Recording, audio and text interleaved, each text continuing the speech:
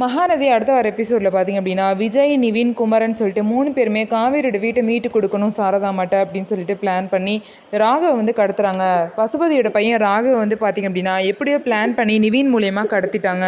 இந்த விஷயம் பார்த்திங்க அப்படின்னா பசுபதிக்கு தெரிஞ்சிருது. பசுபதிக்கு பார்த்திங்க அப்படின்னா விஜய் கால் பண்ணி, என்ன பசுபதி ரொம்ப சந்தோஷமாக இருக்க போல, உன் பையன் இப்போ எங்கள் கஸ்டடியில் தான் இருக்கான் தெரியும்ல, ஒழுங்காக அவங்களோட பத்திரத்தை எல்லாத்தையுமே கொடுத்துட்டு அவங்க பேரில் உள்ள வீடை வந்து திரும்ப அவங்களுக்கே கொடுத்துட்டா உன் பையன் வந்து உயிரோட தப்பிச்சிருவான், இல்லை அவனோட நிலைமை ரொம்ப மோசமாயிரும் அப்படின்னு சொல்லிட்டு விஜய் வந்து பசுபதி கிட்ட பேசுகிறாங்க.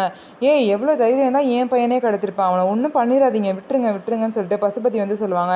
நீ இப்படி பேசுகிறனால ஒரு பிரயோஜனமும் இல்லை, நீ லேட் பண்ண உன் பையனோட உயிருக்கு தான் ஆபத்து, அதனால எவ்வளோ சீக்கிரம் வந்து வீடை திரும்ப கொடுக்க முடியுமோ அவ்வளோ சீக்கிரம் கொடுத்துரு அப்படின்னு சொல்லிட்டு பசுபதியை விஜய் வந்து மிரட்டுறாரு.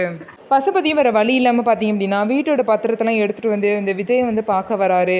ஸோ கண்டிப்பாக விஜயோட பிளான் வந்து சக்ஸஸ் ஆக போகுது. அவங்க பார்த்தீங்கன்னா வீட்டை நல்லபடியாக மீட்டு சாரதாமாக்கு கொடுக்க போகிறாங்க.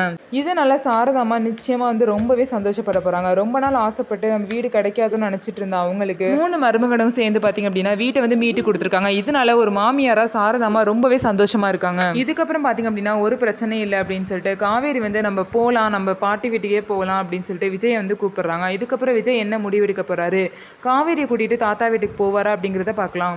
நம்ம வீடியோ உங்களுக்கு பிடிச்சிருந்தா நம்ம வீடியோவை லைக் பண்ணிக்கோங்க. மறக்காமல் நம்மளோட சேனலை சப்ஸ்கிரைப் பண்ணிட்டு பாருங்கள்.